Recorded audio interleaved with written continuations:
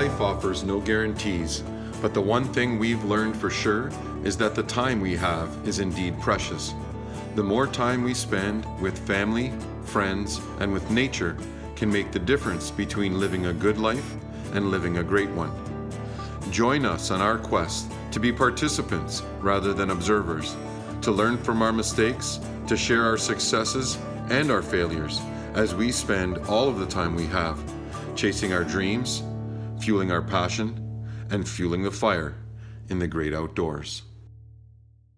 Closed captioning for Fuel the Fire TV is brought to you by letsrolloutals.ca.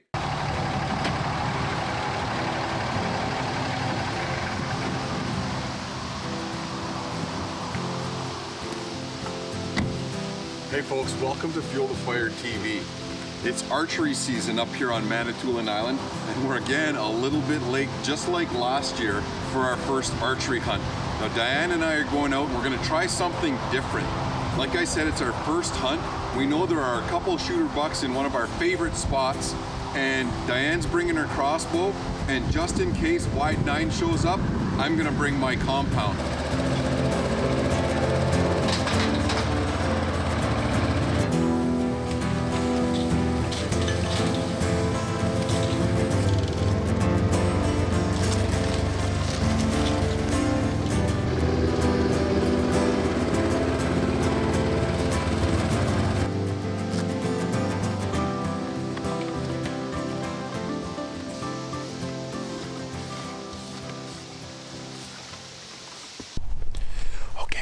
Set up. This looks like a great setup for today.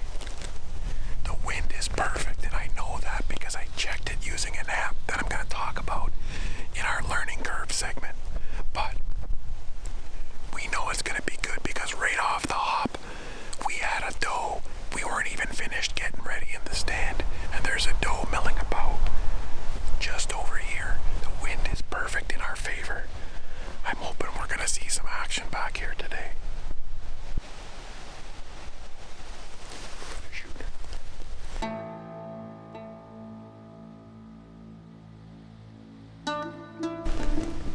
Diane, we got a shooter coming in. You're on.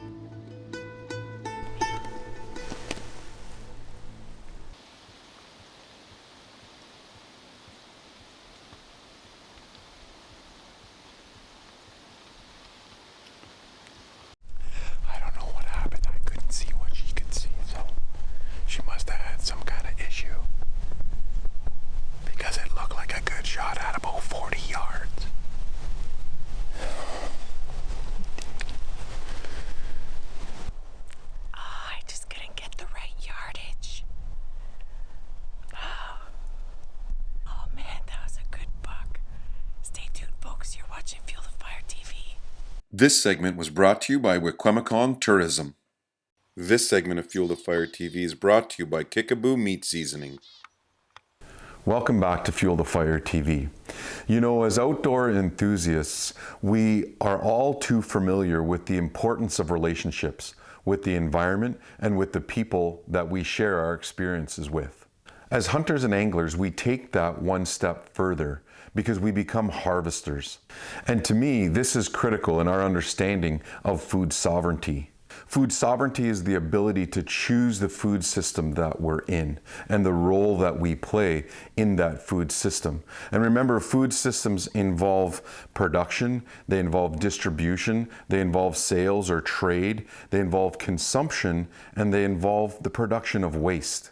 In Ontario and in Canada, not everyone has this choice. Not everyone has the ability to choose what part they play in their food system. Too often people are relegated, or they relegate themselves to consumer only. They don't think about the production end of things. They don't think about the harvesting end of things, of how much work has to go in to grow those potatoes or that corn, or to harvest a fish or a bird or some venison or moose meat. It's up to us as harvesters, it's up to us as hunters and anglers to help people understand this. And we can start doing that by taking our children out onto the land. We can include them as participants in that food system so they develop a clear understanding of where that food and how that food is produced. And once we start that, they have no choice but to see the amount of work that goes into that. And again, be mindful of the role they play in that food system when it comes to the production of waste. If we are fortunate enough to be able to choose what part we play, then we want to try and move toward the center of that food system instead of just being on the periphery as a consumer. This is exactly what happens when we take our kids into the outdoors and include them in that whole process. So I'm out here hunting for my first deer. I've got a deer bow this time, but I'm all set up and I'm thinking I'm pretty comfortable with it. And hopefully I'll get a deer tonight.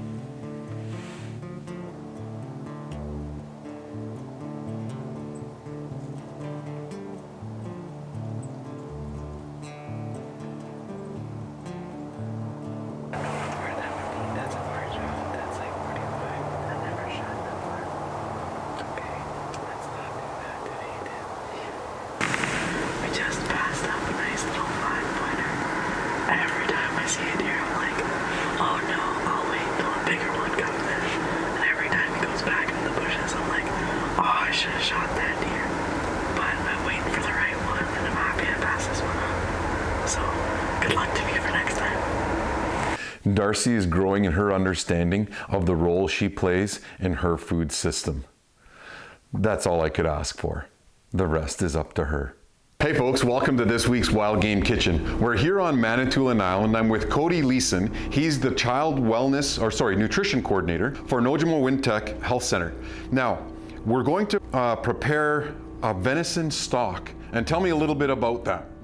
Venison stock is great for when you're making soups, stews, sauces that you'd be using for venison. Now, why wouldn't we use, let's say a beef stock? So if you use chicken stock, beef stock, any other type of stock, you're going to get some of that beef flavor or that chicken flavor instead of all of the venison flavor that you can possibly get. Right, so you're going to be competing with different types of flavors. Exactly. Okay, so that's good to know. What do you do to start the preparation? So what we're going to do is we're going to take the bones and we're going to make sure that there's no visible blood spots on it. So I'm just going to cut off a little bit of this blood right now. So if we have too much blood on top of our bones, it's going to make a cloudy, kind of muddy stock. It's going to darken it. Exactly. Yeah. So we're going to use some oil. I'm using a high smoke point oil, grapeseed oil. You don't want to use olive oil because it'll get smoky and kind of ruin the flavor.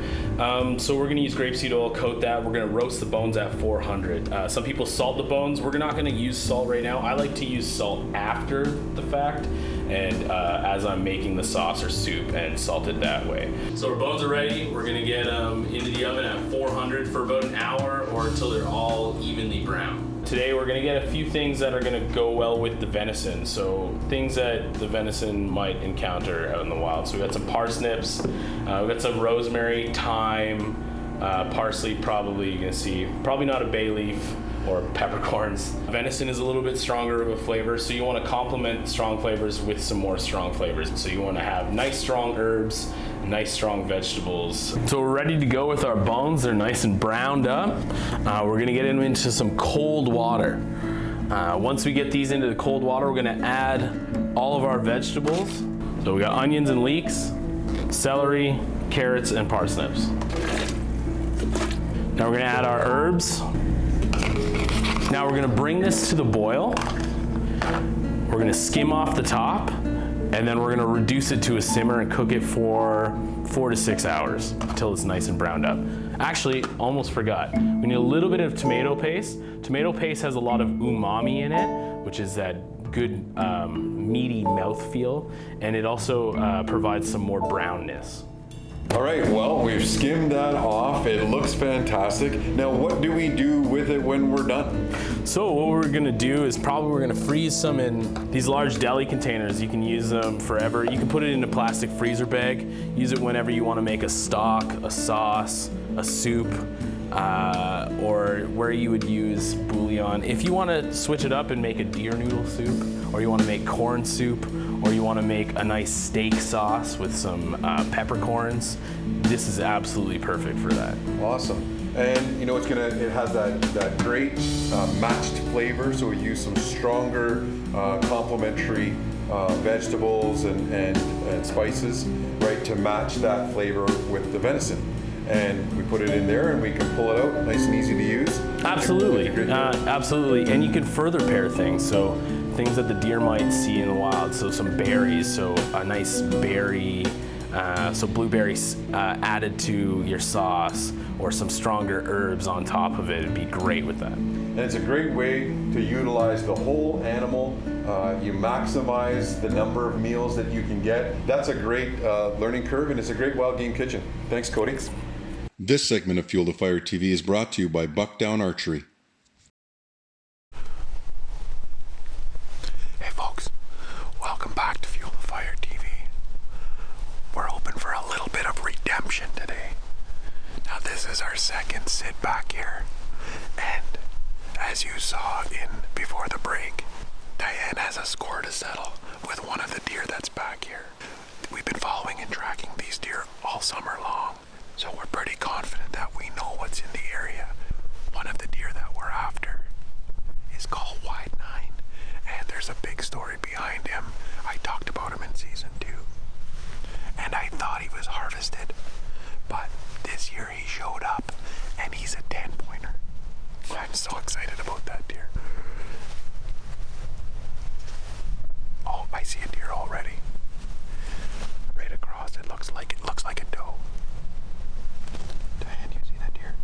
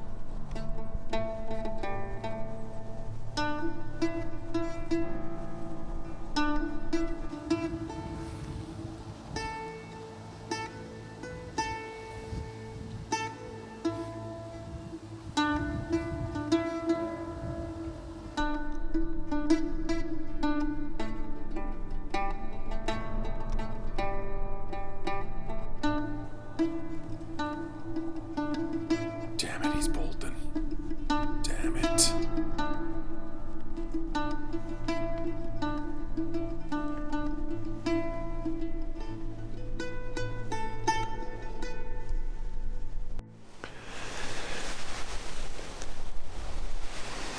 don't even know what to say.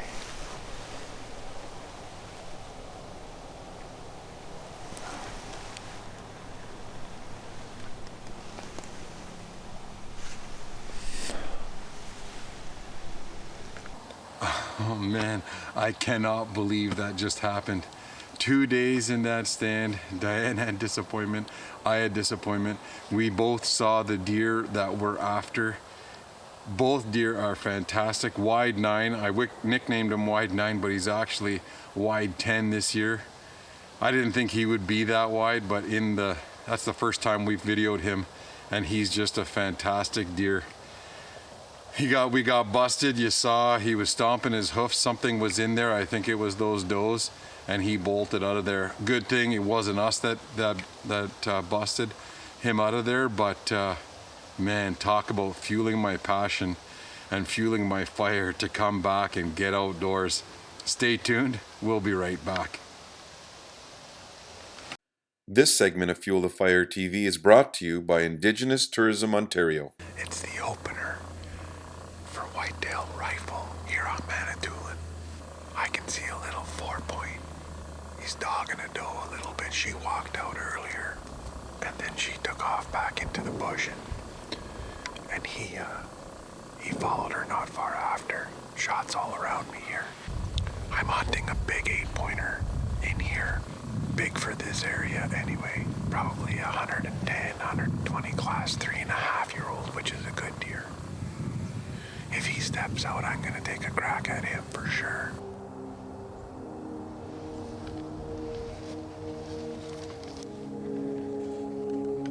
Okay, we got a real good buck here. He's just over there.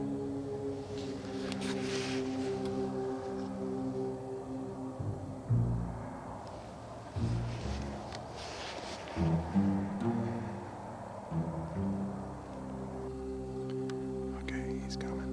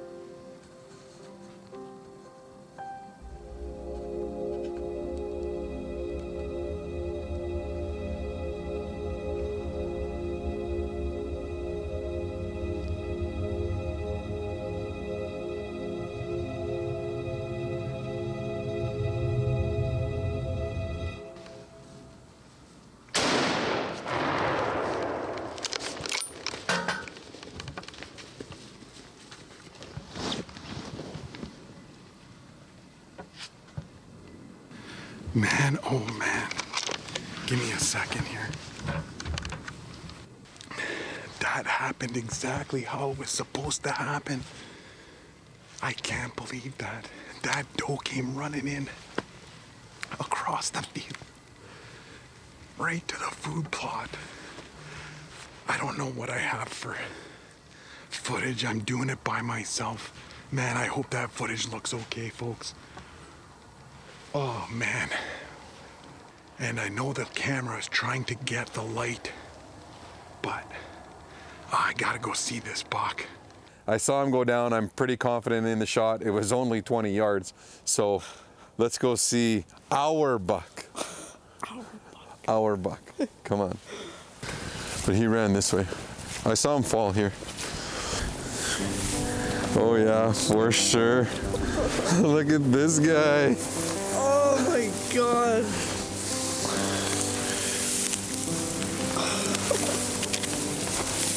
Oh, look at him. He's a great deer.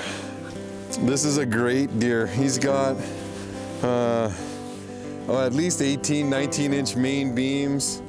He's got 6-inch G2s and 3s. A nice tight rack on him, just a real good 3.5-year-old deer. You know, we've had an action-packed fall this year, some ups and downs, and this is capping it off. And you know what? The only reason that we've been able to take him is that Diane and Darcy came in here this summer. They put in food plots. They created habitat for deer and some place to come to, which you know, I guess I'm indebted now to them for that. But you know, when we do get a deer, it's everybody's victory, and the only way to do that is to make sure that you fuel your passion, you fuel the fire, and you get outdoors. I need a fist pump. Boom.